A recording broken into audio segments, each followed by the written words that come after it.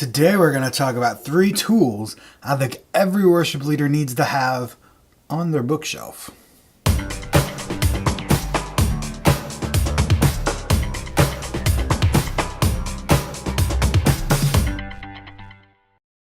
Thank you so much for joining me here at Mina Studio today. Today I want to talk about books. Every worship leader loves books. Christians love books. Well, today I want to talk about some that every worship leader should have on their bookshelf.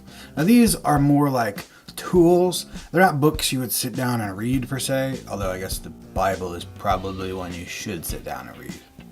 Anyways, you'll see what I mean. These are books that can help you plan and execute your worship services better. So let's get straight to it. The first one is, well, it's the first one. It's the first one that you should have. It's a Bible. Obviously, you should have a Bible, but I'm going to recommend for worship planning an ESV study Bible. Now, I'm not recommending the ESV study Bible because I'm like a ESV purist, like nothing else works. I do love the ESV translation, but I'm not going to be mad at you if you use a different translation. I use different translations all the time. Why I'm recommending the ESV Study Bible is because the notes in the ESV Study Bible are really, really, really good. The best I've seen in a study Bible so far, in my opinion. Whenever I'm unsure of what a verse is talking about, or I just want to make sure that I'm not going to say something stupid in the middle of worship, I look in here. I look at the study notes, and it gives me a good idea of what the verse is trying to get across, and if it is in fact the same thing that I think it's trying to get across. So, number 1, ESV Study Bible. Number 2 is a hymnal. Right, a hymnal. It's kind of like an iPad, but it's got pages and hymns in it. And I'm not recommending a hymnal so that you can pretend you're in a rural Baptist church every couple weeks. You don't need to bring this to worship and sing out of it. I guess unless you're in that kind of church, that's fine because that's what you do. But I use this in planning worship for several reasons. One, it's got great indexes in it of the hymns, like by scripture, by key, by meter, all that kinds of stuff. And if I'm looking for songs in a certain scripture, I will often go to this and see what hymns fit that scripture.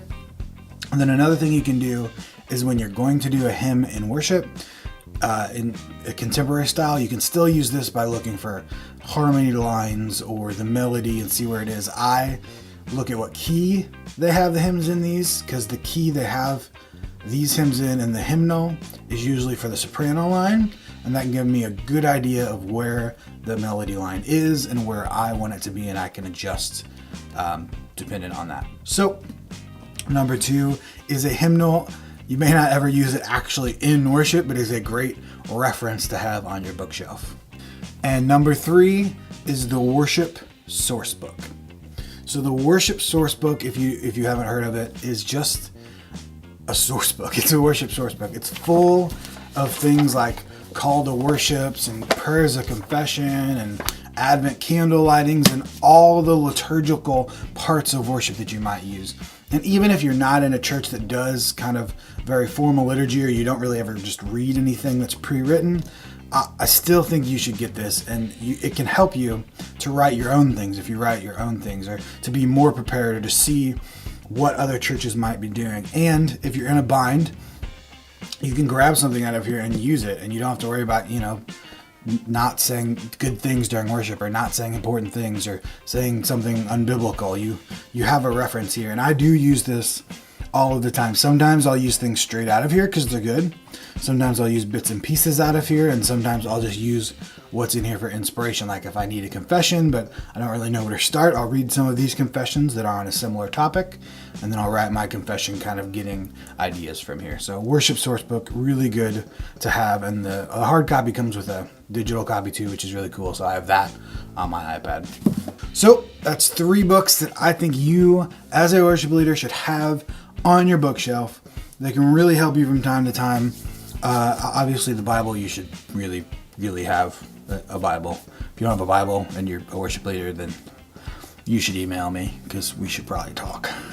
Thank you so much for watching, and I will see you back here next time for, I don't know, just check back. I don't know what I'm going to do next.